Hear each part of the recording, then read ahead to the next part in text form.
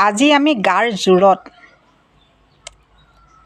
নিৰীহজনৰ ওপৰত যি দম্ভালি মাৰি ফুৰোঁ, ধনৰ বলত যিবোৰ অপৰাধ কৰি ফুৰোঁ,